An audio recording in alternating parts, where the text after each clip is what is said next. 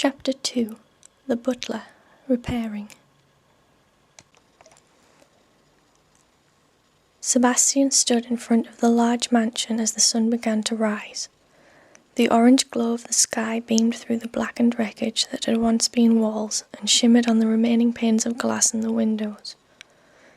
The mansion was nothing more than a scorched mass of wood and stone, and the demon could still smell the odour of charcoal and death in the air. He licked his lips. From behind a large mound of blackened rubble, a tall, thin man with greying hair and a moustache emerged.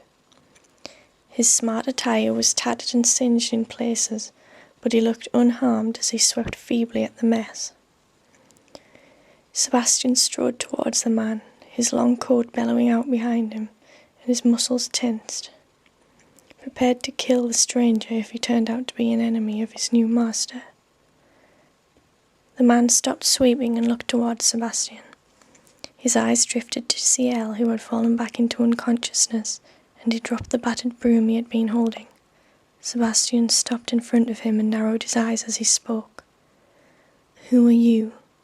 The old man reached out a tentative hand towards Ciel, but Sebastian took a step back and repeated, "Who are you?" The man dropped his hand to his side and looked into Sebastian's devilish eyes. "Tanaka, I am the house steward. Who are you?" His gaze moved back to the sleeping boy. "Is the young master all right?" "Yes." Sebastian ignored the question pointed at himself and relaxed a little. This man was obviously no threat. "I need somewhere to rest him." Tanaka adjusted his monocle and looked back at the ruins of the mansion. "I'm afraid he cannot rest here." He thought for a moment. "I know someone who will take us in for a while." Tanaka's eyes moved up and down Sebastian.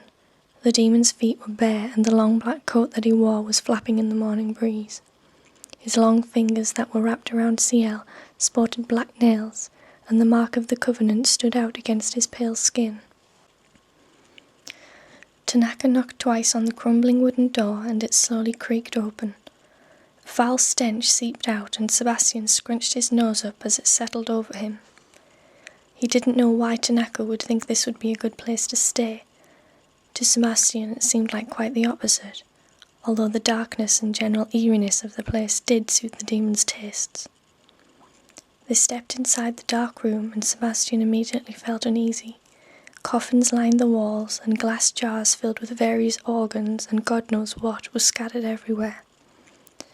A faint humming was coming from another room, and the demon could feel the buzz of electricity in the atmosphere. "Are you in, Undertaker?"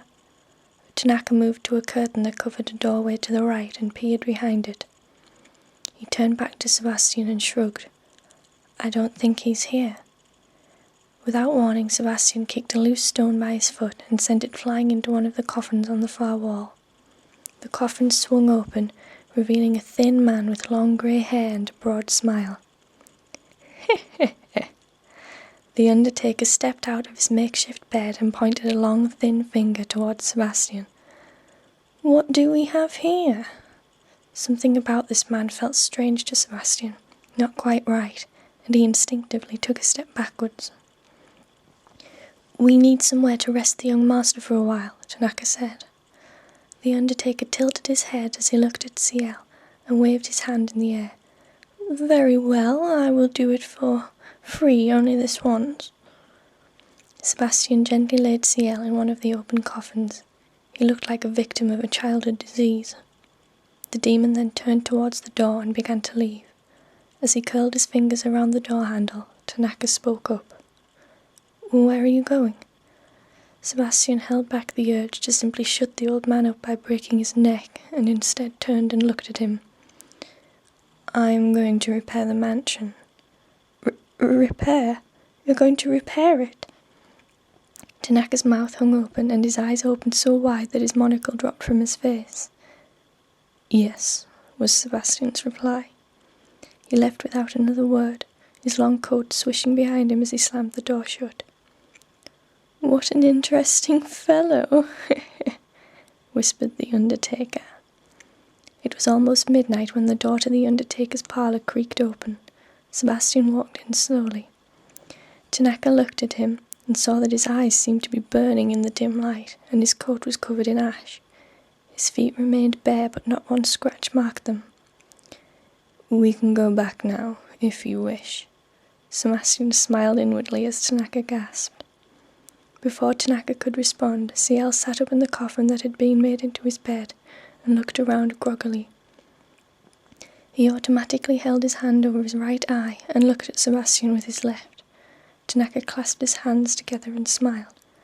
"Young master, how are you feeling?" Sebastian watched as the small boy convinced himself he was all right, and as he swung his legs over the edge of the coffin. He stood up and tried to look as assertive as he could whilst wearing only a tattered shirt. "I am fine. I wish to leave this place." "But where shall we go?" Tanaka sighed heavily. "The mansion is destroyed." CL's eyes widened for a moment, and then Sebastian spoke in his smooth voice. "We can return to it now. The repairs have been made."